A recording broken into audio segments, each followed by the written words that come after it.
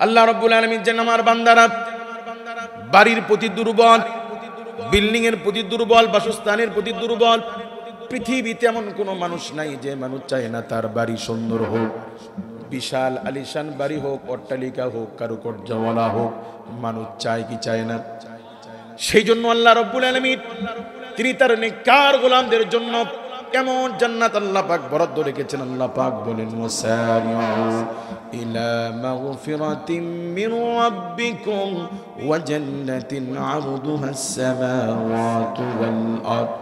আরে মুমিন, যত দ্রুত পারো তোমার রবের ক্ষমার দিকে অগ্রগামী হও, আর ওই জান্নাতের দিকে তোমরা ধাবিত হও যেই জান্নাতের বিশালতা আসমান জমিনের চাইতেও অধিক বড়, অধিক বিস্তৃত। অর্থাৎ আল্লাহ রাব্বুল আলামিন ছোট জান্নাত যার জন্য বরাদ্দ করবেন, ওই ছোট জান্নাতের আয়তনটাও হবে আসমান জমিনের চাইতে অধিক বড়। আল্লাহু আকবার বলে।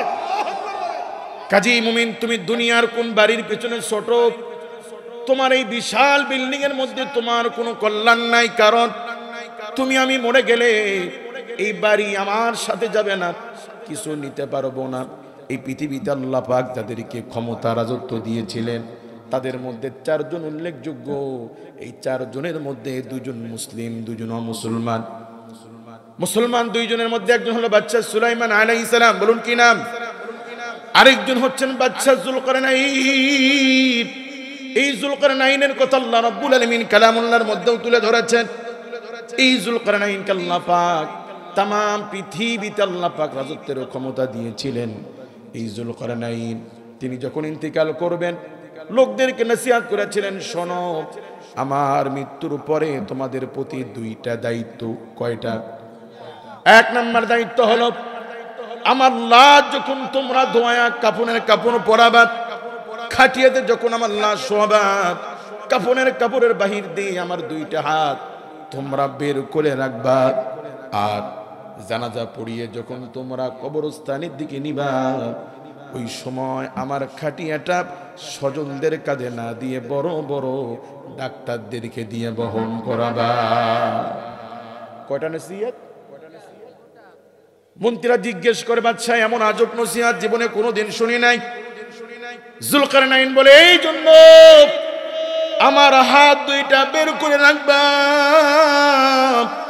যাতে করে আমি যুলকারনাইনের লাশের দিকে তাকায়া পৃথিবীবাসী শিক্ষা অর্জন করতে পারে। যুলকারনাইনকে আল্লাহ পাক এত বিশাল রাজত্ব দেওয়ার পরেও যুলকারনাইন যেদিন দুনিয়া থেকে যেদিন কবরে যায়, যুলকারনাইনের দুইটা হাত একদম ফাঁকা, একটা পয়সাও যুলকারনাইন কবরে নিতে পারে নাই। আল্লাহু আকবার বলেন। মৃত্যুর যন্ত্রণা কত কঠিন সইতে আমি পারিব না, কবরের আযাব কত কঠিন সইতে আমি পারিব না। ওগো দয়াময় হে রহমান, চাই যে তোমার করুণা, মৃত্যুর যন্ত্রণা কত কঠিন সইতে আমি পারিব না। কি আমাদের মরা লাগবে কি লাগবে না? আজকে যদি কেউ নির্ভরযোগ্য সূত্র বলে যে আগামীকাল থেকে পেঁয়াজের দাম কিন্তু বেড়ে যাবে, বা সামনে মাস থেকেই রসুনের কেজি 500 কিন্তু অবার হতে পারে, আপনারা যারা সচেতন, যারা চালাক, তারা কিছু রসুন কিনে রাখার চেষ্টা করবেন কি করবেন না? কেন করবেন? যে সত্যি যদি দাম বেড়ে যায় তারা চলতে কষ্ট হবে। অন্ততপক্ষে 2-3 কেজি কিনে রাখলে 3 মাসের জন্য কোনো টেনশন নেই। এরকম চালাকি করার চেষ্টা আমরা অনেকে করি কি করি না? ভাই, আপনি চালাকি করে 3 কেজি 4 কেজি পেঁয়াজ রসুন স্টক করতে পারেন, কিনে রাখতে পারেন, কিন্তু আপনি যে সূত্রে সংবাদ পেয়েছেন দাম বাড়তে পারে, এটা সত্য হতেও পারে নাও পারে, ঠিক কি না? যদি ঘটনা সত্য হয়, আমি আপনি 3 মাস কেন, 3 দিন কেন, 3 সেকেন্ড বাঁচবো তার নিশ্চিত কোনো গ্যারান্টি আছে?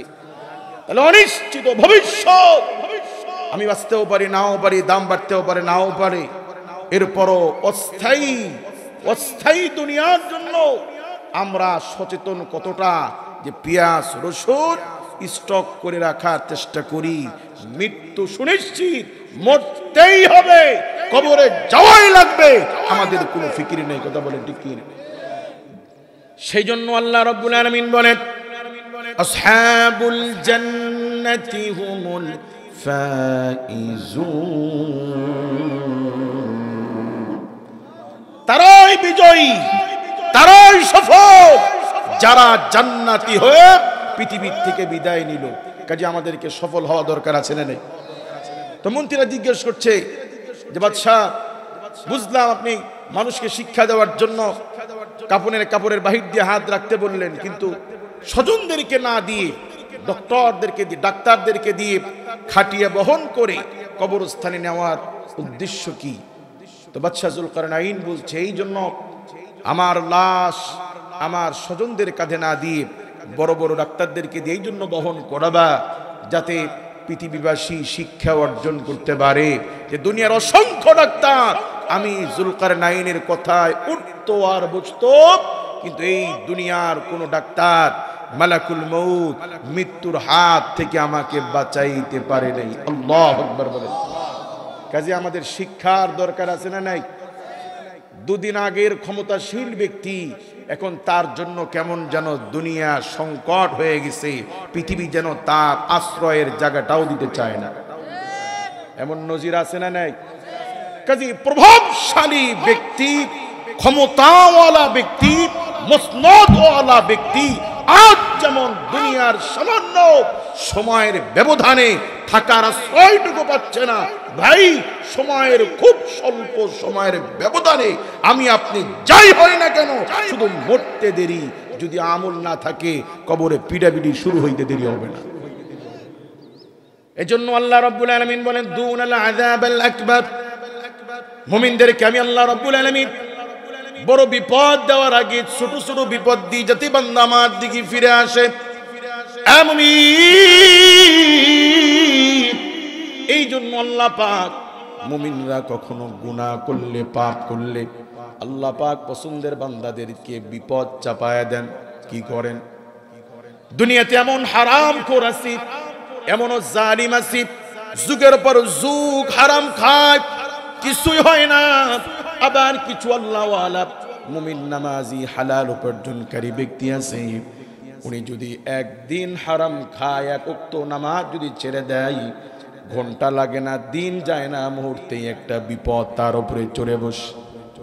এমনটা হয় কি হয় না? কেন হয়? আল্লাহ পাক তাকে ফিরাইতে চায়। আল্লাহ পাক কি করতে চান? কাজে এই দুনিয়ার কোন বিপদই নয়।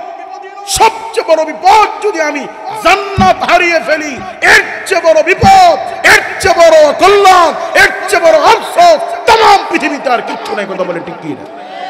সেজন্য আল্লাহ পাক বলেন, সেই ব্যক্তি সফল যে ব্যক্তি জান্নাতি। যে ব্যক্তি কি জান্নাতে যাওয়ার ইচ্ছা, প্রচেষ্টা আমাদের থাকা দরকার আছে না নাই?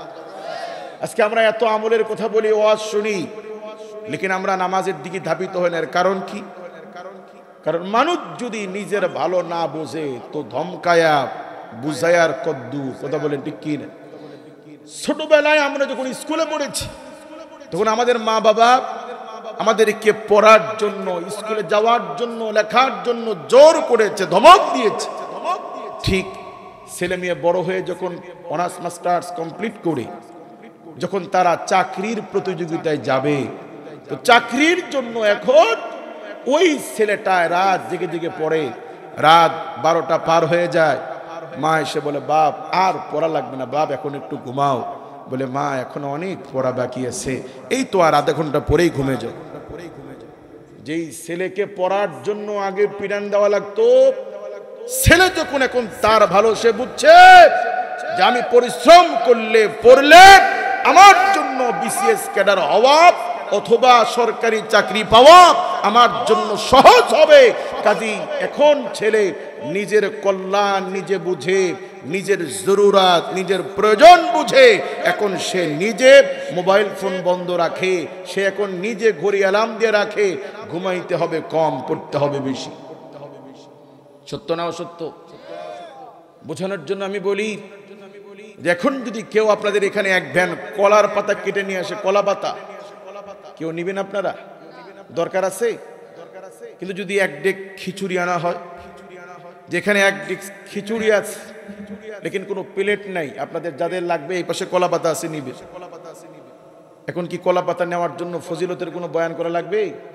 সে নিজে দৌড়ে নিবে, কারণ এটা তার জরুরত, এটা তার প্রয়োজন, ঠিক কি না? কাজী মুআজ্জাজ হাজিরিন, দুনিয়া ক্ষণস্থায়ী, আখিরাত চিরস্থায়ী। ওই আখিরাতে যারা বিজয়ী হবে তারা অনন্তকাল সুখে আর শান্তিতে থাকবে। যারা আখিরাতে ক্ষতিগ্রস্ত হবে তার চেয়ে বড় বিপদগামী পৃথিবীতে আর কেউ নাই। সদ্য বিদায়ী প্রধানমন্ত্রী সীমান্তেরও পারে গিয়ে হয়তো এখন আফসোস করে, হায় কেন আমি বাচ্চাদেরকে রাজাকারের বাচ্চা বলতে গেলাম, কেন আমি লাইভে আসলাম। এরকম আফসোস তার মধ্যে হওয়া স্বাভাবিক না অস্বাভাবিক? প্রিয় ভাইয়েরা আমার, তার চেয়ে হাজার গুণ, লাখো গুণ, কোটি গুণ বেশি আফসোস আমরা করব। হাই হাই, কেন আমরা নামাজ পড়লাম না, কেন দ্বীনের উপরে চললাম না? হায়, আগে যদি আমি বুঝতাম, আগে যদি আমি জানতাম, দুনিয়া বরবাদ হয়ে গেলেও, দোকান জাহান্নামে গেলেও কখনো ইচ্ছা করে এক ওয়াক্ত নামাজ ছাড়তাম না। এরকম আফসোস আমি আপনি একদিন করব, কিন্তু ওই দিন আফসোস করলে আর কি কোনো কাজ হবে? কাজী এখনো সময় আছে আমাদেরকে ঘুরে দাঁড়ানোর। ছোটবেলায় আমাদেরকে মুরব্বীরা স্কুলে যাওয়ার জন্য ধমকায় তো মারতো। যারা পড়াশোনা করেছে তারা কেউ বিসিএস ক্যাডার, তারা কেউ সরকারি কর্মজীবী, কেউ স্কুলের হেডমাস্টার, কেউ মাদ্রাসার প্রভাষক, ঠিক না? যারা চাকরি পেল পড়াশোনা করে, তাদের ছোটবেলায় তাদের এমনও সহপাঠী ছিল তাদের চেয়ে ভালো মেধাবী, তাদের চেয়ে ভালো রেজাল্ট করে নিওয়ালা ছাত্র। পড়াশোনা কিছুটা করে পরে বাদ দিয়েছে, পড়াশোনা করে নাই, এখন ভ্যান চালায়, রিক্সাও চালায়, সবজি বিক্রি করে আফসোস করে, হায় আমার পাশের বন্ধুটা আমার চেয়ে কত খারাপ ছাত্র ছিল, আজকে সেই স্কুলের হেডমাস্টার, আমি স্কুলের দপ্তরিও হতে পারি নাই। এরকম আফসোস আছে না নাই? মুআজ্জাজ হাজিরিন, এখন আমরা আফসোস করি, কিন্তু এখন কি আর কেউ পড়ার কথা বলে, স্কুলে যাওয়ার কথা বলে? স্কুলে যাওয়ার জন্য কেউ ধমকায়? আরে মুমিন, অচিরেই এমন এক সময় আসবে যেদিন আমাদের মৃত্যু ঘরে আসবে। আমাদের মৃত্যুর উপরে দুনিয়ার আর কেউ কোনোদিন বলবে না, অমুকের ছেলে অমুক নামাজটা ঠিক মতো পড়িও কবরে। এমন কথা কি আর বলা হবে? না, আর কোনোদিন তোমাকে নামাজের কথা বলা হবে না।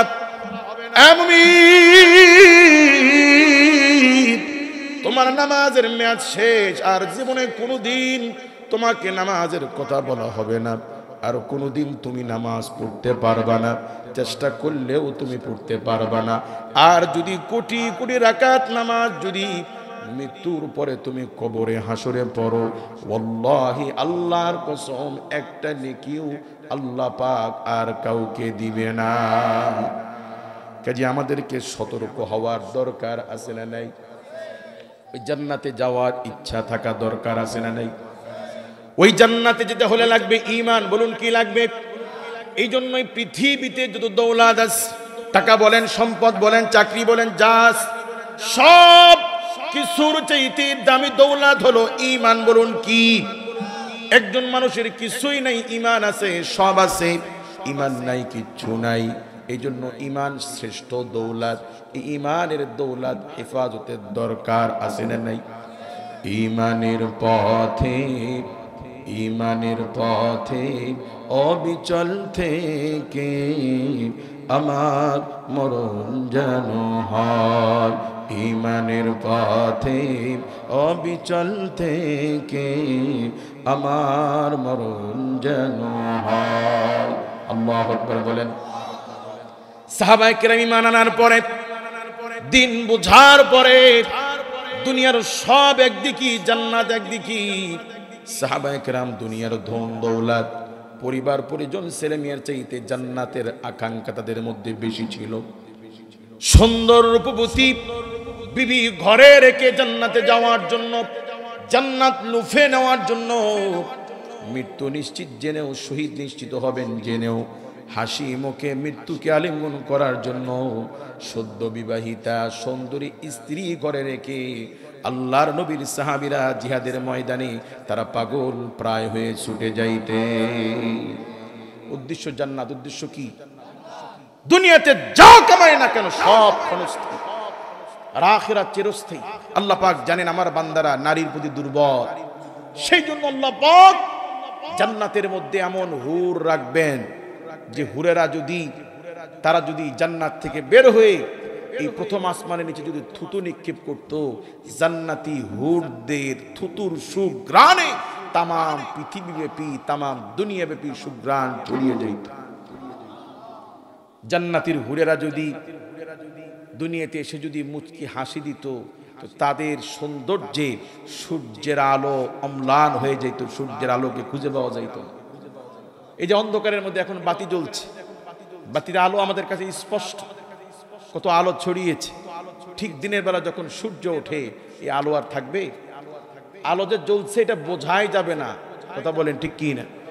কাজী জান্নাতের হুররা এত সুন্দর, আল্লাহ পাক বলছেন কামসালিল লুলুল মাকনুন, ঝিনুকের মধ্যে মুক্তা যেমন সুরক্ষিত, আমি আল্লাহ পাক আমার গোলামদের জন্য জান্নাতের হুরদেরকে আমি আল্লাহ পাক ওই রকম সংরক্ষণ করে রেখেছি। কাজে ওই জান্নাতে যাওয়ার ইচ্ছা আছে না নাই? নামাজ না পড়ে হারাম খেয়ে। আল্লাহ রাব্বুল আলামিন কালামুল্লাহর মধ্যে বলেন আম হাসিবতুম আন তাদখুলুল জান্নাতা ওয়ালাম্মা ইয়াতিকুম মাসালুল লাযীনা খালাউ মিন ক্বাবলিকুম মাসাতুহুমুল বাসাউ ওয়াদ-দাররাউ ওয়াজুলজিলু হাত্তা ইয়াকুলার রাসূল। আল্লাহু আকবার বলেন। আল্লাহ পাক বলছেন আম হাসিবতুম আন তাদখুলুল জান্নাত, তোমরা কি করে আশা করো এত সহজে এমনি এমনি আল্লাহর জান্নাতে চলে যাবে? অথচ আন তাদখুলুল জান্নাতা ওয়ালাম্মা ইয়াতিকুম মাসালুল লাযীনা খালাউ মিন ক্বাবলিকুম, তোমাদের পূর্ববর্তী ব্যক্তিদের উপরে, তোমাদের পূর্ববর্তী জাতির উপরে, নবী রাসূলদের উপরে আল্লাহ পাক এত কঠিন থেকে কঠিন পরীক্ষা আর বিপদ দিয়েছেন, যেই বিপদে পড়ে, যেই পরীক্ষায় পড়ে নবী রাসূলরা পর্যন্ত বলতে বাধ্য হয়েছে মাতা নাসরুল্লাহ, হাই আল্লাহর সাহায্য আসতে আর কত দেরি। আমরা দুনিয়াতে বিপদে পড়লে, জালেমের জুলুমের শিকার হলে আমরা অধৈর্য হয়ে যাই। আমরা বলি আল্লাহ পাক কি এগুলো দেখে না? কি আমরা এরকম বলি কি বলি না? পূর্বের যুগের নবী রাসূলরা ঈমানের পরীক্ষা এত কঠিন ভাবে পরীক্ষা দিয়েছেন, সেই তুলনায় আল্লাহ পাক আমাদেরকে একেবারেই ছাড় দিয়েছেন। কথা বলেন ঠিক কি না? কাজে আল্লাহ পাক বলছেন তোমরা কি করে আশা করো, অথচ এখনো ওই রকম বিপদ তোমাদেরকে দেওয়া হয় নাই, যেই বিপদে পড়ে নবী রাসূলরা পর্যন্ত বলতো হাই হাই আল্লাহর সাহায্য আসতে আর কত দেরি। এই দুনিয়াতে যত অত্যাচার, যত জুলুম, নির্যাতন, পাপাচার যা কিছু হয় আল্লাহ পাক এগুলো দেখেন কি দেখেন না? কাজী আল্লাহ পাককে ভয় করা দরকার আছে না নাই? কাজী আমাদের শ্রেষ্ঠ দৌলত হচ্ছে ঈমান। বলুন শ্রেষ্ঠ দৌলত কি? ঈমান। ঈমান এত দামি দৌলত, পৃথিবীতে যত জিনিস আছে সবচেয়ে দামি জিনিস হলো হিদায়াত, ঈমান। জিনিসটা এত গুরুত্বপূর্ণ, আল্লাহ রাব্বুল আলামিন কালামুল্লাহর মধ্যে সবচেয়ে গুরুত্বপূর্ণ সূরা, আল্লাহ তাআলা রাসূল বলেছেন পুরা কোরআনুল কারীমের মধ্যে শ্রেষ্ঠতম সূরা হলো সূরাতুল ফাতিহা। কোন সূরা? এই সূরাকে বলা হয় উম্মুল কোরআন, কোরআনের মা। কোরআনের দাম কার বেশি? সন্তানের না মার? তাহলে এই সূরাটা কত দামি, আল্লাহ পাক কালামুল্লাহর এই কোরআনের মা বানিয়ে দিয়েছেন সূরাতুল ফাতিহা। সুবহানাল্লাহ বলেন। সূরাটি এত দামি, এতটা গুরুত্বপূর্ণ, আল্লাহ রাব্বুল আলামিন মুমিনদের জন্য দৈনিক 5 ওয়াক্ত নামাজি, কি সুন্নত নামাজ, কি নফল নামাজ, কি ওয়াজিব নামাজ, কি ফরজ নামাজ, দৈনিক যত নামাজ আমরা পড়ি সব নামাজের মধ্যে আল্লাহ রাব্বুল আলামিন এই সূরাতুল ফাতিহা পুরাটা পাঠ করা আল্লাহ পাক ওয়াজিব করে দিয়েছে। ফরজ নামাজ যদি 4 রাকাত হয়, কয় রাকাতে সূরা মিলাইতে হয়? 2 রাকাতে। আর বাকি 2 রাকাতে কি পড়তে হয়? সূরাতুল। তাহলে যে কোনো নামাজ 4 রাকাত হোক 2 রাকাত হোক সূরা ফাতিহা পড়তেই হবে। আবার সূরা ফাতিহা 3 আয়াত 4 আয়াত পড়লে হবে না, পুরাটাই পড়া লাগবে। তাহলে একটি সূরার মর্যাদা একটি সূরার দাম, একটি সূরার প্রয়োজনীয়তা, গুরুত্ব কি পরিমাণ আকাশচুম্বী হলে আল্লাহ পাক মুমিনদের জন্য দৈনিক যে কোনো নামাজে, যে কোনো ওয়াক্তে, যে কোনো রাকাতে পুরা সূরা পাঠ করে আল্লাহ পাক ওয়াজিব করে দিয়েছে। কারণ এই সূরার গুরুত্ব খুব কম না বেশি। এই গুরুত্বপূর্ণ সূরাতে আমরা নামাজে দাঁড়িয়ে কি পড়ি? আলহামদুলিল্লাহি রাব্বিল আলামিন। সমস্ত প্রশংসার তারিফ লিল্লাহি রাব্বিল আলামিন, সে মহান রবের জন্য যিনি গোটা আলামিনের রব। গোটা আলামিনের রব কে? আলামিন কত বড়?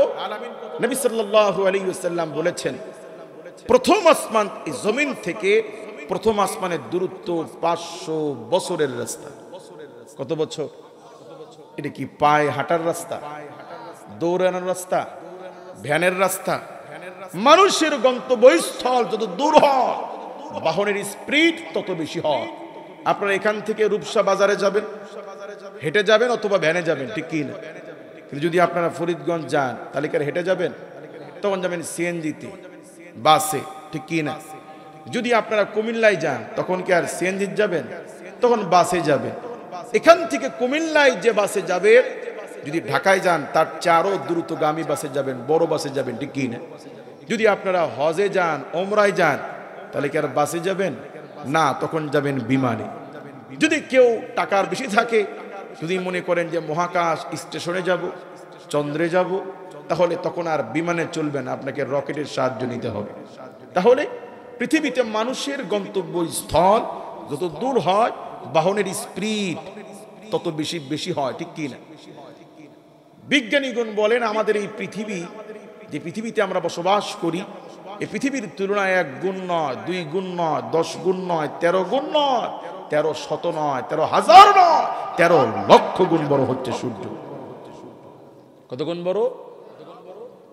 জমিন থেকে, আমাদের এই জমিন থেকে, ভূখণ্ড থেকে এই সূর্যের দূরত্ব 9,30,00,000 মাইল দূর। 9,30,00,000 মাইল দূর থেকে সূর্য প্রতিদিন যখন আলো ছড়ায়, তার আলোর গতি, আলোর স্পিড প্রতি সেকেন্ডে 1,86,000 মাইল। সূর্য প্রতিদিন যখন আলো দেয় তখন আর আলোর স্পিড সেকেন্ডে কত?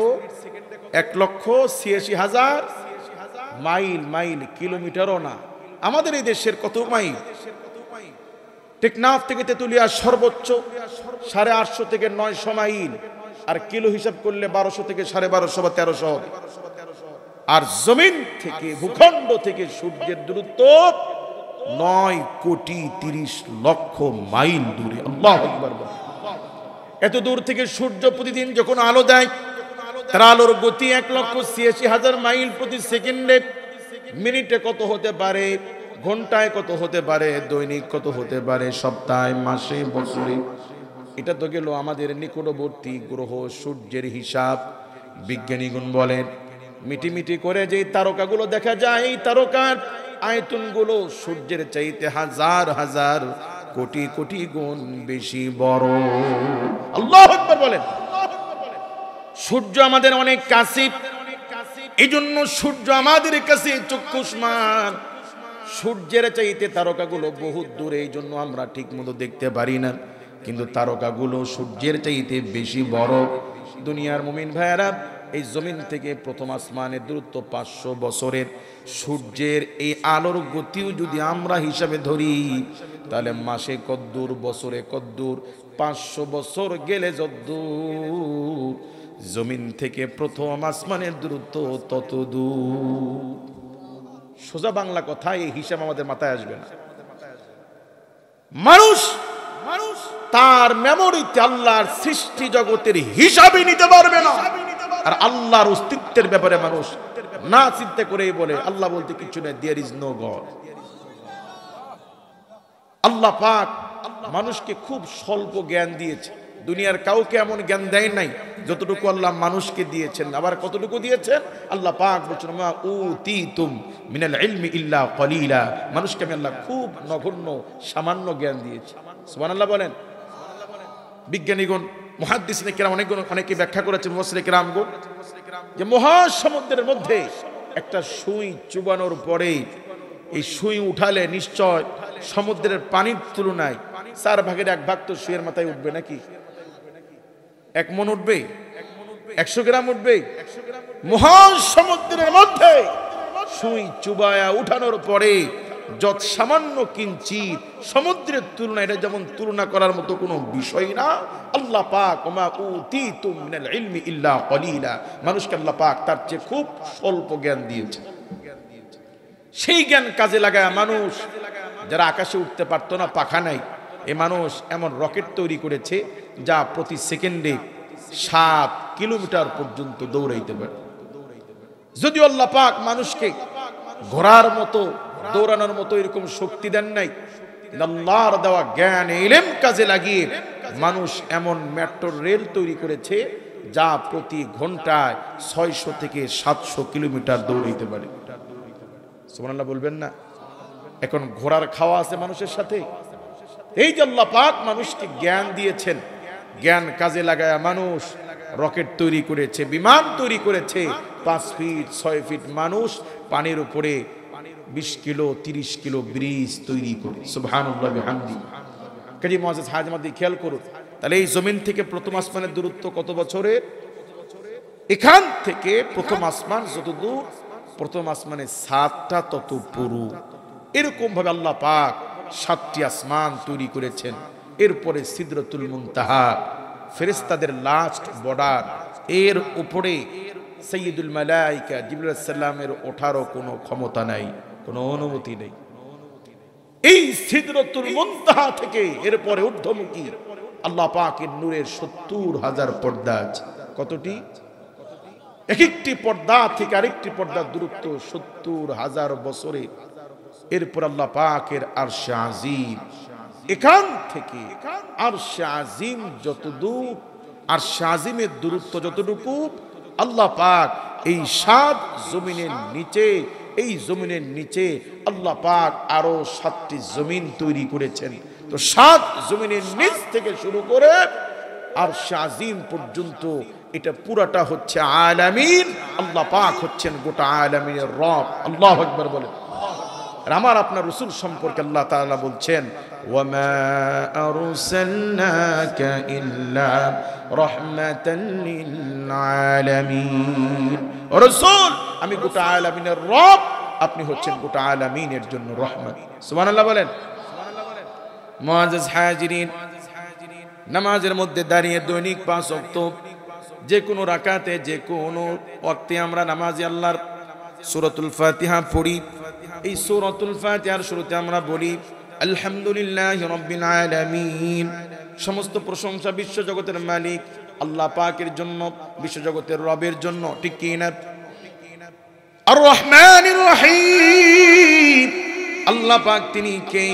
গোটা আলামিনের রব। তার বৈশিষ্ট্য কি? আল্লাহ পাক বলেন আর রহমানির রহিম। আল্লাহ পাক তিনি যিনি পরম দয়ালু মেহেরবান। এই পৃথিবীতে গোলাম বিপদে পড়লে, বিপদগ্রস্ত হলে, মজলুম হলে সাহায্যের জন্য মানুষ কার আশ্রয় চায়?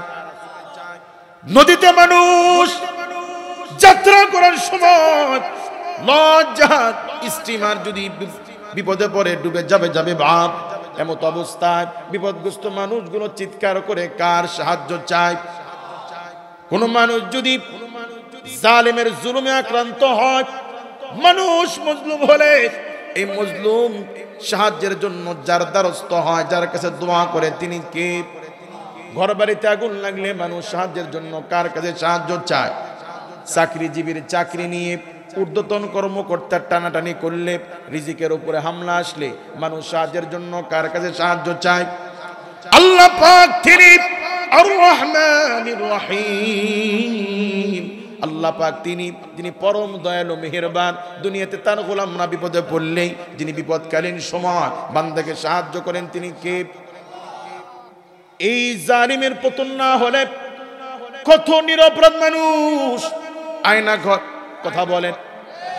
কাজী আমার ভাইরা, আল্লাহ পাক তিনি যিনি আর রহমানির রহিম, যিনি পরম দয়ালু মেহেরবান, বিপদকালীন সময় বান্দার প্রতি যিনি করুণা করেন, তিনি কে? তুমি রহমান, তুমি মেহেরবান, অন্ধ গাহে না শুধু তোমারই গুণগান। আল্লাহু আকবার বলেন। এই পৃথিবীতে দুনিয়ার সব মানুষই সব কিছু যিনি দেখেন, যিনি শোনেন, বলুন তিনি কে? মুআজ্জাজ হাজিরিন, যত মানুষ জুলুম করে, হোক সে বাপ, হোক সে সমাজের নেতা, হোক রাষ্ট্রের নেতা, আল্লাহ পাক যুগে যুগে সময়ের আবর্তনে সব জালিমের গলা টুটি যিনি ধরেন, যিনি আসার দেন, তিনি কে? এই সরকার, যে সরকার চলে গেল, একটা উপমা বলি, বলুন 2013 সালে আলেম ওলামার নেতৃত্বে, দেশের বড় আলেমদের নেতৃত্বে ঢাকার শাপলা চত্বরে মাদ্রাসা পড়ুয়া ছাত্ররা, হুজুররা, মাদ্রাসার শিক্ষকরা, ইমাম মুয়াজ্জিনরা তারা গিয়েছিল কি যায় নাই? গেছে গান বাদ্য করার জন্য, জেনার অনুমতি নেওয়ার জন্য, মদের লাইসেন্স নেওয়ার জন্য।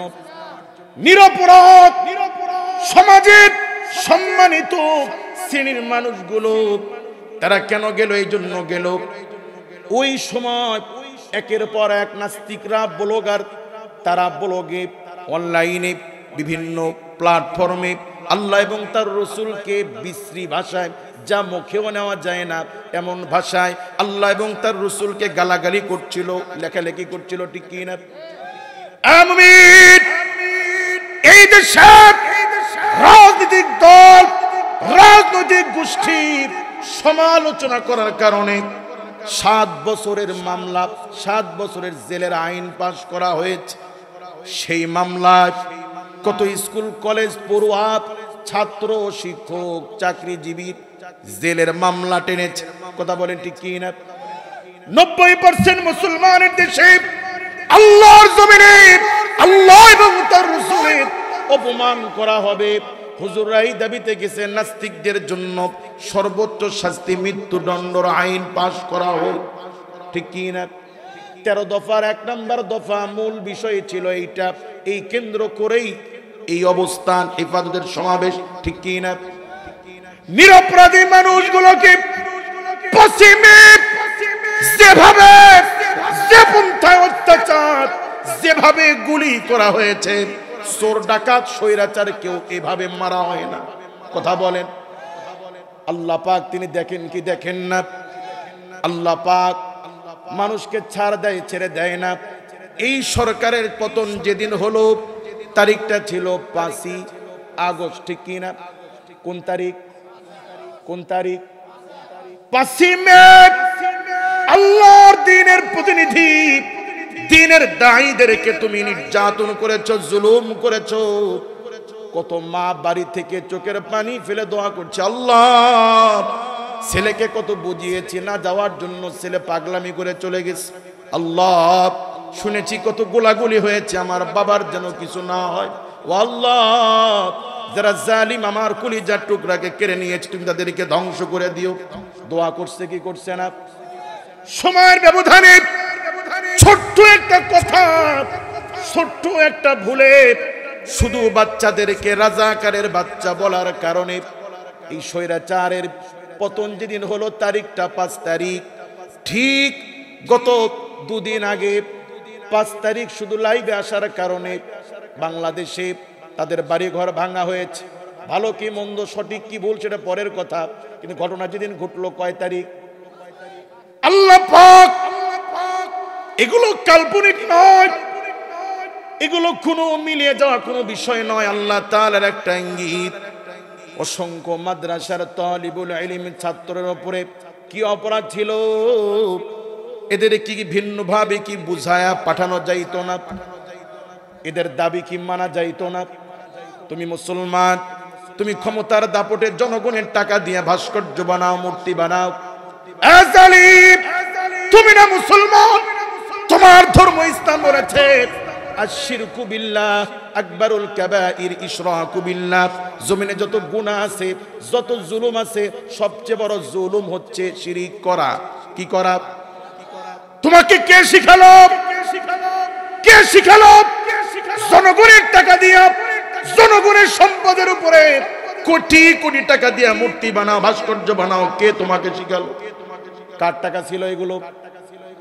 তোমার দেশের মানুষ চিকিৎসা পায় না, তোমার দেশের মানুষ বাজার পায় না, তোমার দেশের মানুষ দুকে দুকে মরে, রাষ্ট্রের টাকা খরচের জায়গা পাও না, শিরিক কার্যকলাপ মূর্তি বানাও। এই মূর্তির সমালোচনা করার কারণেও কত আলেম গ্রেফতার হয়েছে, কি হয়নি? কাজে আল্লাহ পাক বলেন আর রহমানির রহিম, আল্লাহ পাক যিনি পরম দয়ালু মেহেরবান। বান্দা বিপদে পড়লে বান্দাকে সাহায্য করেন তিনি কে? জালিমের বিপক্ষে মুজলুমের দোয়া যিনি কবুল করেন, বলুন তিনি কে? কাজে জুলুম কি কারো প্রতি করা যাবে? আল্লাহ পাক আমাদেরকে আল্লাহকে ভয় করে এখান থেকে শিক্ষা নেওয়ার তৌফিক দান করুক। আমাদের ঢাকা অঞ্চলের মানুষ তারা একটু টক ডাউল পছন্দ করে। কি ডাউল? হোটেলে কবে চাই টক ডাউল আছে, কাজ কি দিয়ে রান্না করেছিস? কয় আম দি।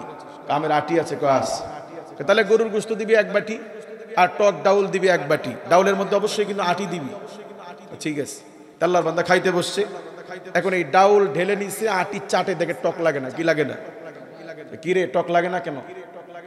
আমরা এক পাতিল ডাউল রান্না করি, যারা আসে তারাই শুধু আটি খোঁজে। একটা আম, এক পাতিল ডাউল রান্না করার জন্য একটা আমি যথেষ্ট, আর একটা আমের আটি থাকে কয়টা? যেই খাইতে আসে সে শুধু আটি খোঁজে, তো এত আটি পাবো? যে চায় তারে আটি দি। মানুষ খাওয়া দাওয়া করে আটি তো আর পকেটে ঢুকায় না, টেবিলের উপরে রেখে চলে যায়, ঠিক কি না? তো আপনার আগেও 20-30 জন এসে খেয়ে চলে গেছে, এই আটি চেটে চেটে তারাও খেয়েছে। এটা ধুয়ে পাতিলে দিয়েছি, আপনি হচ্ছেন 20 নাম্বার, আপনার আগে 19 জন খেয়ে চেটে গেছে, এখন টক লাগবে কোত্থেকে? ঠিক দুনিয়া চেটে খেয়েছে ফিরাউন, নমরুদ, হামান, সাদ্দাত, কারুন, মুঘল সম্রাটরা, চলে গেছে ব্রিটিশের গোষ্ঠীরা।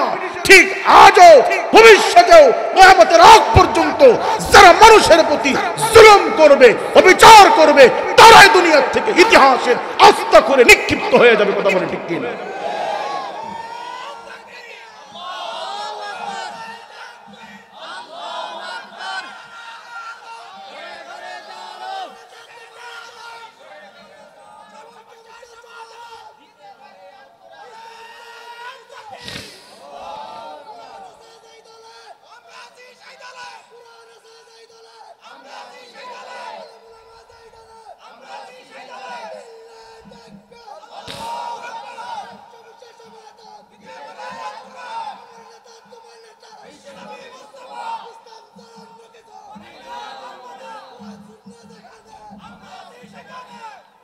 মুআজ্জাজ হাজিরিন, এখনো বিভিন্ন চোর, ডাকাত, দুর্নীতিবাজ, দেশকে লুটে পুটে খাওয়া অসংখ্য দাগী আসামি যাদের ফাঁসি হওয়ার দরকার, এদের কোমরে এখনো কিন্তু আমরা রশি দেখি নাই।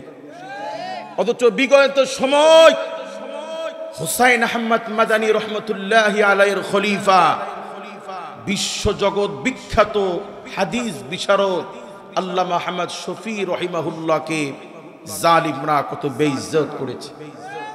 কায়েদে মিল্লাত মুফতি জুনাইদ বাবু নগরী রহিমাহুল্লাহর মতো আলেমকে 42 দিন টানা নির্যাতন করে রিমান্ডে নিয়েছে। কথা বলে ঠিক কি না?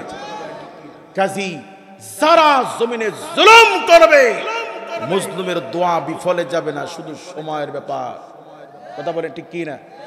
শামের গোষ্ঠী আবরাহা আল্লাহর ঘর কাবা যখন ভাঙতে এসেছিল, নবী সাল্লাল্লাহু আলাইহি ওয়াসাল্লাম 570 খ্রিস্টাব্দে, তখন তার মার পেটে নবী সাল্লাল্লাহু আলাইহি ওয়াসাল্লাম পৃথিবীতে আসার 41 দিন পূর্বের ঘটনা। শামের বাদশা আবরাহা আল্লাহর ঘর ভাঙার জন্য বিশাল হস্তি বাহিনী নিয়ে শাম থেকে এসেছিল মক্কায় আল্লাহর ঘর ভাঙার জন্য। বাইতুল্লাহর মুতাওয়াল্লি নবীর দাদা আব্দুল মুত্তালিব, বয়োজ্যেষ্ঠ মানুষ, কাবার সামনে গিয়ে বলছে, আই রব্বে কাবা, কাবার মালিক, আমি আপনার ঘরকে আপনার হাতে সুপর্দ করে দিলাম। আল্লাহ, আমি মজলুম, আমি অসহায়, আল্লাহ আমি ক্ষমতাহীন, হস্তি বাহিনী থেকে আমার মতো দুর্বল ব্যক্তি, আপনার ঘরকে রক্ষা করার সামর্থ্য নাই। আল্লাহ, আমি আপনার ঘরের জিম্মাদারিত্ব, দায়িত্ব আপনার হাতে দিয়েছি। আল্লাহ, আপনার ঘরকে আপনি হেফাজত করুন। দায়িত্ব কার হাতে দিয়েছে? আল্লাহ রাব্বুল আলামিন বলে আমার ঘরের দায়িত্ব যখন আমার হাতে দেওয়া হয়েছে, আমি আল্লাহ কি করেছি, ওয়া আরসালা আলাইহিম তায়রান আবাবিল, আমি আল্লাহ পাক ছোট ছোট পাখি আবাবিল পাখি পাঠিয়ে 3টা করে কঙ্কর আমি আল্লাহ পাক জালিমদের উপরে বর্ষণ করেছি।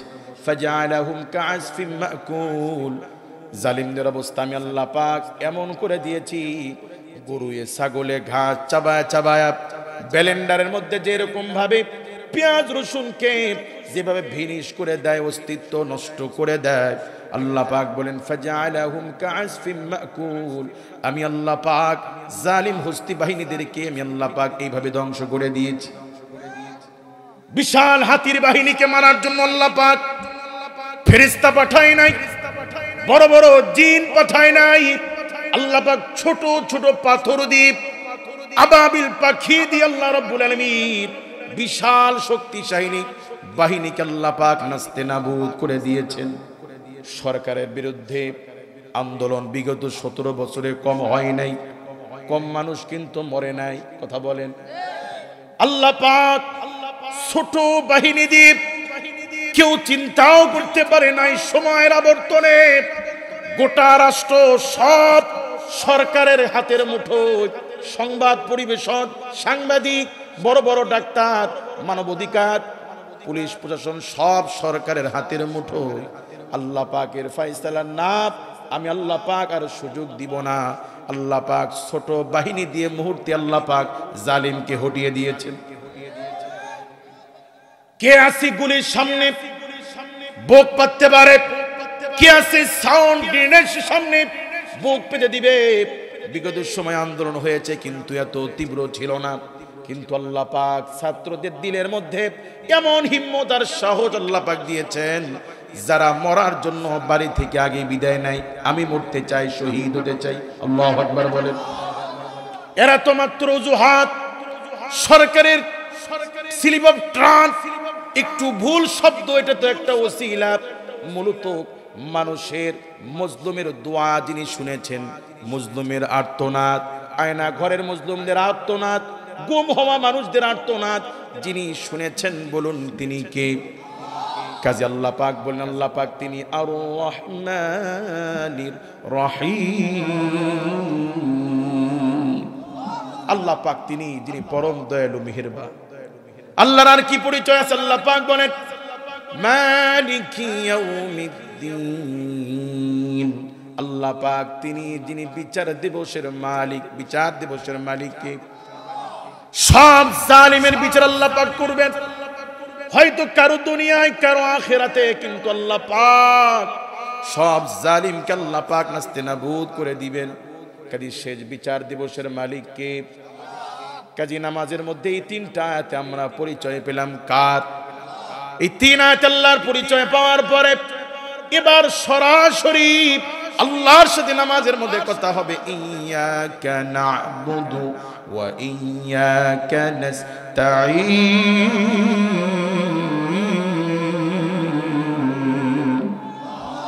আল্লাহ আমরা আপনার ইবাদত করি, আপনার কাছে সাহায্য চাই। প্রথম 3 আয়াতে পরিচয় পেলাম কার? এবার সরাসরি আল্লাহর সাথে কথা, ইয়াকা আল্লাহ আমরা আপনার ইবাদত করি, আপনার কাছেই সাহায্য চাই। নামাজে আমি আল্লাহর সামনে আছি, আল্লাহ আমাকে দেখছেন, আমি আল্লাহকে দেখছি। নামাজ এমন ভাবে পড়তে হবে যে আল্লাহ আমার সামনে আছে, আমি আল্লাহর সামনে আছি, আল্লাহকে আমি দেখছি। এরকম মনোভাব নিয়ে, বিশ্বাস নিয়ে নামাজ পড়তে হবে। যদি আমার মনে হয় যে না আমি আল্লাহকে দেখছি না, তাহলে অবশ্যই মনে রাখতে হবে যে আল্লাহ আমাকে অবজার্ভ করছেন, আল্লাহ আমাকে দেখছেন। আল্লাহ পাক কালামুল্লাহর মধ্যে বলেছেন ফাইনামা তুওয়াল্লু ফাতাম্মা ওয়াজহুল্লাহ, তামাম পৃথিবীতে, তামাম আলামিনে বান্দা যেখানেই যাও সেখানেই তোমার রবের দৃষ্টি বিরাজমান। আমার পাপ কর্ম, আমার জুলুম, আমার অত্যাচার, মালে ভেজাল দেওয়া, ওজনে কম দেওয়া, মানুষকে ঠকানো, এই সমস্ত কৃতিকর্ম দুনিয়ার কেউ ধরতে না পারলেও যার দৃষ্টির বাহিরে নয় তিনি কে? কাজী আল্লাহ পাককে হাজির নাজির জেনে আল্লাহর পরিচয় পাওয়ার পরে বিনয়ের সাথে এবার দোয়া করছি, আল্লাহ ইয়াকা না'বুদু ওয়া ইয়াকা নাস্তাঈন, আল্লাহ আমরা আপনারই ইবাদত করি, আপনার কাছে কি সাহায্য চাই? কারো ক্ষমতা লাগবে, কারো বাচ্চা লাগবে, কারো চাকরি লাগবে, কারো নারী লাগবে, কারো সুস্থতা লাগবে, চাওয়ার শেষ আছে। কিন্তু সবচেয়ে বড় অভাব, সবচেয়ে বেশি জরুরত, সবচেয়ে বেশি প্রয়োজন সেটি হলো হিদায়াত। বলুন কি? সব আছে, হিদায়াত নাই, কিচ্ছু নাই, কিছুই নাই, হিদায়াত আছে, সব আছে। দুনিয়াতে প্রতিবন্ধী হয়ে আসলাম, গরিব হয়ে আসলাম, ক্ষমতাহীন হয়ে আসলাম, দুনিয়াতে আমার কোনো সম্মান নাই, কিন্তু আমি যদি কোনো মতো ইমানের হেফাজত করে নেক আমল নিয়ে যদি জান্নাতি হয়ে যদি মরতে পারি, অনন্তকালের জান্নাত আমার অপেক্ষায় আল্লাহ পাক রেখে দিয়েছে। আর দুনিয়ার সব পেয়েছি, জান্নাত হাতছাড়া হয়ে গেল, কিছুই পেলাম না, কিছুই। অর্থাৎ বোঝানোর জন্য আমি বলি, আপনাদেরকে দুইটা অপশন দেওয়া হলো। কয়টা? একটা অপশন হলো আপনারা ভ্যানে করে অথবা বাইসাইকেলে করে আপনাদেরকে কক্সবাজার নেওয়া হবে, বাইসাইকেলে করে। হাত পা লেগে যাবে না? কষ্ট হবে না আপনাদের? সাইকেলে করে কক্সবাজার নেওয়া হবে, যদিও কষ্ট হবে। কক্সবাজার নেওয়ার পরে 3 দিন ভালো মন্দ খাওয়ানোর পরে 5 স্টার হোটেলে 3 দিন রেখে এসি গাড়িতে করে আপনাদেরকে ফরিদগঞ্জে পৌঁছে দেওয়া হবে। এরপরে চাঁদপুর শহরের মধ্যে 25 তলা একটা অট্টালিকা আপনাদেরকে হাদিয়া দেওয়া হবে। এটা 1 নম্বর অপশন। আর 2 নম্বর অপশন, সাইকেলে নয়, এসি গাড়িতে করেই নেওয়া হবে। 3 দিন ভালো মন্দ খাওয়ানোর পরে এসি গাড়ি সহ কক্সবাজারে পানিতে চুবে মেরে ফেলা হবে। কোনটা পছন্দ করবেন? হ্যাঁ, একটু কষ্ট হোক, তাও সাইকেলে যাই, তাও ফিরে আসি, তাও 20 তলার মালিক তো হতে পারবো। ভাই, হায়াতি জিন্দেগির এই স্বল্প সময়কে শুধু আল্লাহর রাহে একটু কুরবানি করেন। হোক না একটু কষ্ট, তাতে কি? নামাজ পড়ি, হোক না একটু কষ্ট, তাও হালাল খাবো, হোক না একটু কষ্ট, তাও বিবিকে পর্দায় রাখবো। কোনো মতো দিনের রুলসকে ফলো করে দিনের উপরে কোনো মতো যদি চলতে পারি, শুধু মরতে দেরি, আল্লাহর জান্নাত আপনার অপেক্ষা করতে দেরি না। আর যদি চিন্তা করেন কবে মরবো, কবে বুড়া হব, কবে জান্নাত, বহুত দূর। আগে খায়ালো, আগে ওজনে কম দিয়ে মানুষকে ঠকায়া জুলুম করে নিজে বাহাদুরি করি, কয়দিন ফুটুস, ঠিক কিনা? কাজী জান্নাতের যাওয়ার ইচ্ছা আছে তো? আল্লাহ দুনিয়াতে কিছু দাও বা না দাও, জান্নাত থেকে বঞ্চিত করিও না আল্লাহ। কাজী সাহাবায়ে কেরামের সারা জীবনের স্বপ্ন, সারা জীবনের আকাঙ্ক্ষা, যে কোনো মূল্যে আমাদেরকে জান্নাতে যেতে হবে। কোথায় যেতে হবে? ওই জান্নাতে যেতে হলে কি লাগবে? ঈমান লাগবে। কি লাগবে? মূল হচ্ছে ঈমান। মূল কি? এখন ঈমান এবং আমল এই দুইটা একটার সাথে আরেকটা জড়িত, একটা আরেকটার পরিপূরক। ঈমান থাকলে আমলের ওয়াজ করা লাগবে না, আমল এমনি আসবে। আপনি শরীর দুর্বল লাগছে, ঝিনঝিন করছে, খাওয়ার রুচি নেই, শরীর দুর্বল, কিডনিতে সমস্যা, চোখে সমস্যা, পরীক্ষা করে ডাক্তার বলে আপনার তো মারাত্মক ডায়াবেটিস। কবে থেকে এই অবস্থা আপনার? 2-3 বছর হবে। আসবো করে ডাক্তারখানায় আসি না, হাতে টাকা ছিল না। আপনার তো মারাত্মক ডায়াবেটিস, আপনার ডায়াবেটিস তো 29। আপনার যে কন্ডিশন, আগামীকাল থেকে যদি সুস্থ থাকতে চান, যদি বাঁচতে চান, 2 ঘন্টা কমপক্ষে হাঁটতে হবে। জনমের তরে চিনি সারা লাগবে, মিষ্টি সারা লাগবে। পারবেন? স্যার আল্লাহর হস্তে যা বলেন তাই করব। কেমনে বাঁচবো সেই রাস্তা একটু দেখায় দেন। যে লোকরে আগে ফজরের সময় লাথি দিয়েও মসজিদে পাঠানো যায় নাই, নামাজের সময় হয় নাই, এখন সেই লোক সকালে হাঁটার জন্য ঘড়ি অ্যালার্ম দিয়ে রাখে। কারণ 8টার সময় অফিসে যাওয়া লাগবে, তার আগে হাঁটা কমপ্লিট করতে হবে। কাজী অফিস বাদ দিয়ে তো আর হাঁটা যাবে না, কাজী ঘুমকে কমায়া সকালবেলা আগে হাঁটতে হবে। হাঁটার জন্য ওয়াজ করা লাগে না। বিআই সাহেব চাঁদপুরের সবচেয়ে দামি মিষ্টি নিয়ে আসছে। বিআই একটা মিষ্টি খান, কয় বিআই আল্লাহর হস্তে দোয়া হোসেন মাহফুজ। হাই কি ঈমান মজবুত! তোমাকে মিষ্টির কথা বলা হয়েছে, এখন তুমি মিষ্টি খাও না। মন তো চায় খাইতে, মন তো চায় গরু গোস্ত চাইতে, প্রেসার আছে, খাওয়া যাবে না। ভাই, ডাক্তারের কথা ভুলও হতে পারে, ঠিকও হতে পারে, ঠিক কি না? ডাক্তারের রিপোর্ট ভুলও হয়, তারপরও তার কথার প্রতি কি ঈমান মজবুত যে ডাক্তার বলার পরে আমল শুরু হয়ে যায়। কাজী ঈমান যদি ঈমানের মতো হয়, তাহলে আমল এমনি আসবে। কথা বলেন ঠিক কি না? যেমন নির্ভরযোগ্য কোনো ব্যক্তি, যেমন মসজিদ সাহেব হুজুর যদি চিৎকার করতে করতে দৌড়ে আসেন যে কোত্থেকে যেন মসজিদের সামনে একটা সিংহ আসছে, এটা শোনার পরে কেউ কি বসে থাকবেন না দৌড়াদৌড়ি শুরু করবেন? কেন? বিশ্বাস। তাহলে বিশ্বাস থাকলে ভয়ে এমনি আমল শুরু হয়ে যায়। আর কোন মুরব্বী যদি বলে যে না না এটা পোলাপান দুষ্টুমি করছে, তাহলে উনি উঠবে না। কথা বলেন ঠিক কি না? তাহলে বিশ্বাস যার মজবুত হবে যে হ্যাঁ সত্যি বাঘ আসছে, এটা হুজুরা বলছে, তাহলে অটোমেটিক আমল চলে আসবে, মানুষ ছোটাছুটি করবে।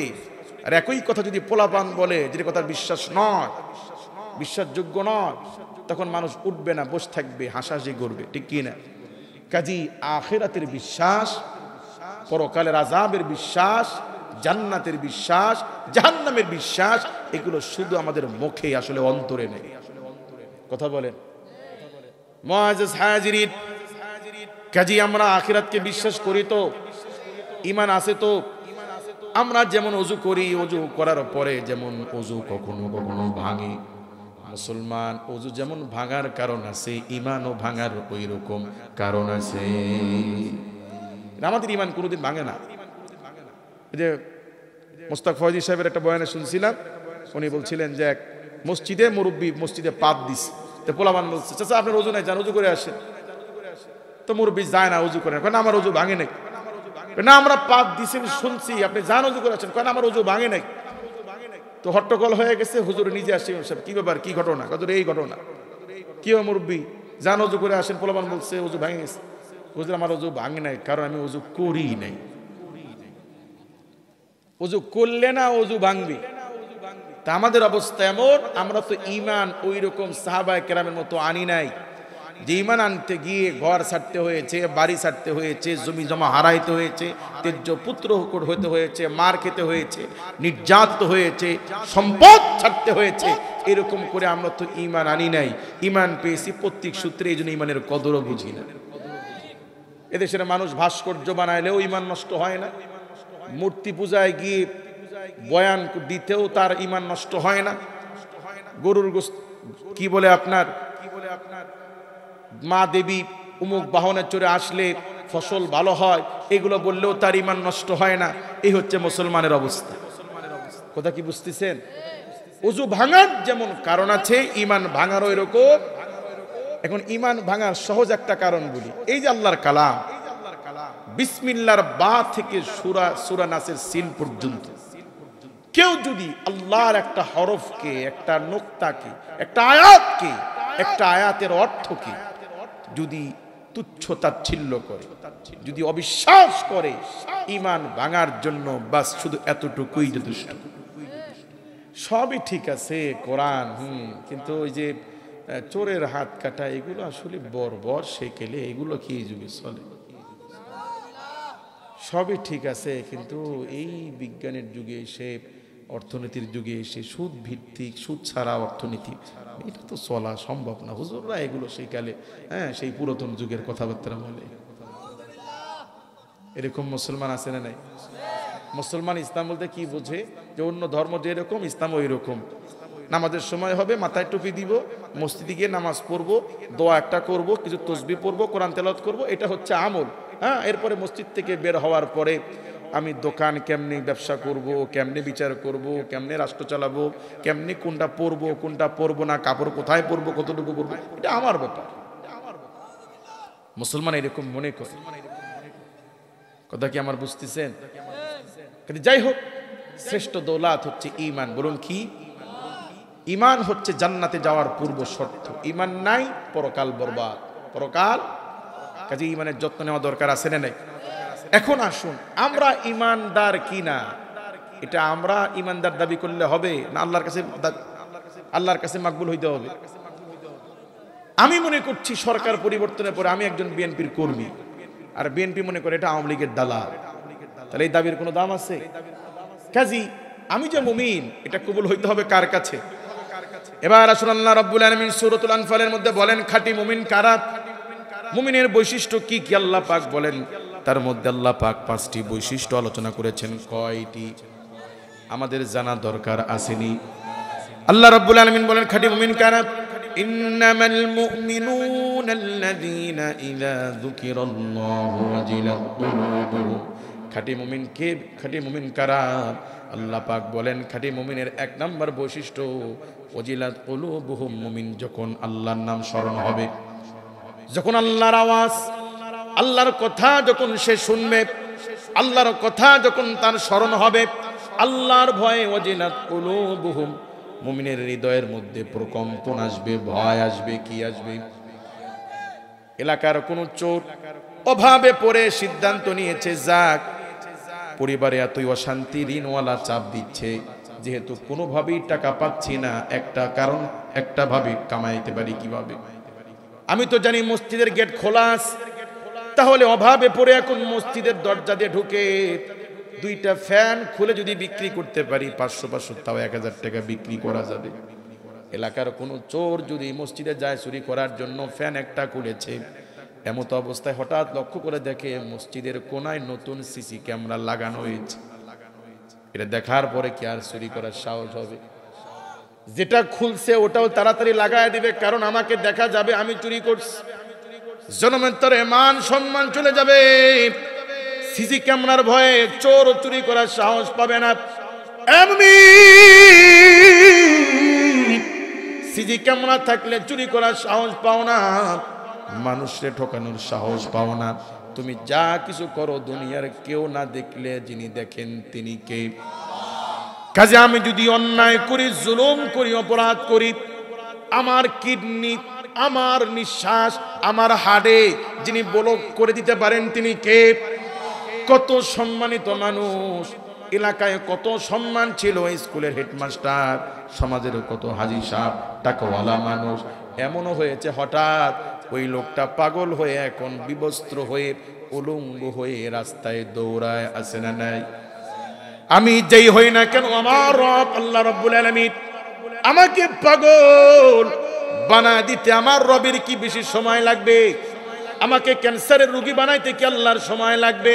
আমি যখন ঘুমাই আমার হাত, আমার লিভার, ফুসফুস বন্ধ করে দিতে আল্লাহর কি সময় লাগবে? কাজী খাঁটি মুমিন সেই ব্যক্তি, ইন্নামাল মুমিনুনাল্লাযীনা ইযা যুকিরাল্লাহু ওয়াজিলাত কুলুবুহুম। আল্লাহর নাম শুনলে, আল্লাহর নাম স্মরণ হলে দিলের মধ্যে কি আসবে? আজান দেয় মুয়াজ্জিন দৈনিক 5 বার আল্লাহু আকবার। কি বলে? এটা কি শুধু একটা আরবি প্রবাদ? এর অর্থ কি?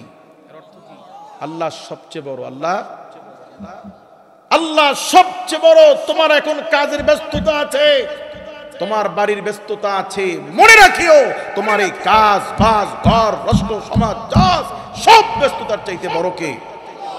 এই আওয়াজ পৃথিবী, তুমি যখন পৃথিবীতে প্রথম এসেছিলে তোমার ডান কানে আযান, বাম কানে ইকামতের মাধ্যমে তোমাকে স্মরণ করে দেওয়া হয়েছিল, শোনো বনি আদম, শোনো আল্লাহর গোলাম, প্রথম তোমার কানে যে মেসেজ দেওয়া হচ্ছে, মনে রাখিও এই পৃথিবীতে তুমি আসছো, এই পৃথিবীতে আছে শয়তান, এই পৃথিবীতে আছে লালসা, এই পৃথিবীতে আছে নফস, যা তোমাকে দুনিয়ার দিকে টানবে। মনে রাখিও বাবা, আল্লাহু আকবার, আল্লাহ সবচেয়ে বড়। কে বড়? কাজে আল্লাহর ব্যাপারে যার ঈমান আছে, যে আমি পাপ করলে আল্লাহ আমার টুটি ধরতে পারে, আমি পাপ করলে আল্লাহ আমাকে পাগল বানা দিতে পারে, আমি পাপ করলে আল্লাহ পাক আমার হাসি কেড়ে নিয়ে আমার চোখে মুহূর্তে পানি ঝরাইতে পারে, সেই ক্ষমতা কার? কাজী খাঁটি মুমিন সেই ব্যক্তি, যে ব্যক্তি আল্লাহর কথা স্মরণ হলে দিলের মধ্যে ভয় আসবে। কি আসবে? এই বিশ্বাস, এই ভয় যদি থাকতো, দেশে আয়না ঘর হতো, মানুষ সুদ খাইতো, ঘুষ খাইতো, মিথ্যা মামলা মানুষকে দিত। কাজে আমরা আল্লাহকে ভয় করবো ইনশাআল্লাহ। যদি আমাদের গুনাহ করার সময় যদি আল্লাহর কথা স্মরণ, যদি ভয় কাজ করে, আমি কাজ করব, আল্লাহ তো আমাকে যদি ধরে, এরকম যদি হয়, তাহলে বুঝতে হবে আপনি যে মুমিন, এই ঈমানটা আল্লাহর কাছে কবুল হয়েছে। 2 নম্বর আল্লাহ পাক বলেন, ওয়া ইযা তুলিয়াত আলাইহিম আয়াতুহু যাদাতুহুম ঈমান। 3 নম্বর, ওয়া আলা রাব্বিহিম ইয়াতাওয়াক্কালুন। বিপদ আপদে, বালা মুসিবতে মুমিন তাওয়াক্কুল রাখে কার উপরে? আমরা বিপদে তাওয়াক্কুল রাখবো তো ইনশাআল্লাহ? এখন যদি বৃষ্টি হয় অনেকেই বলবে আল্লাহ খায়ার কাম পাইল না, এই 3 মাস বৃষ্টি দিল না, আজকে আমরা মাহফিল দিলাম, আজকেই বৃষ্টি হওয়া লাগবে, এরকম বলা যাবে না। আল্লাহ পাক বান্দাকে পরীক্ষা করেন। মাহফিল হলো, কাউকে আল্লাহ মাফ করলেন না, মাহফিল হলো না, আল্লাহ সবাইকে মাফ করছেন, কোনটা ভালো? কাজে আমরা বিপদে আপদে বালা মুসিবতে আল্লাহর তাওয়াক্কুল করবো ইনশাআল্লাহ। কটা বললাম? 3টা। কটা বললাম? আল্লাহর নাম স্মরণ হলে ভয় আসবে, 2 কোরআন তেলাওয়াত শুনলে ঈমান বাড়বে, দিল নরম হবে, 3 বিপদ আপদে যে ব্যক্তি তাওয়াক্কুল করবে আল্লাহর উপরে, 4 নাম্বার নামাজ কায়েম করবে, 5 নাম্বার যাকাত প্রতিষ্ঠা করবে। এই 5টা গুণ যার মধ্যে থাকবে আল্লাহ পাক বলেন সে হচ্ছে উলাইকা হুমুল মুমিনুনা হাক্কা, খাঁটি মুমিন। কাজে আল্লাহ পাক আমাদের সকলকেই আল্লাহকে ভয় করে খাঁটি মুমিনের এই বৈশিষ্ট্যগুলো অর্জন করে আল্লাহ পাক আমাদেরকে ঈমানের হেফাজত, ঈমানের যত্ন নেওয়ার তৌফিক সুযোগ আল্লাহ আমাদেরকে ভিক্ষা দান করুন।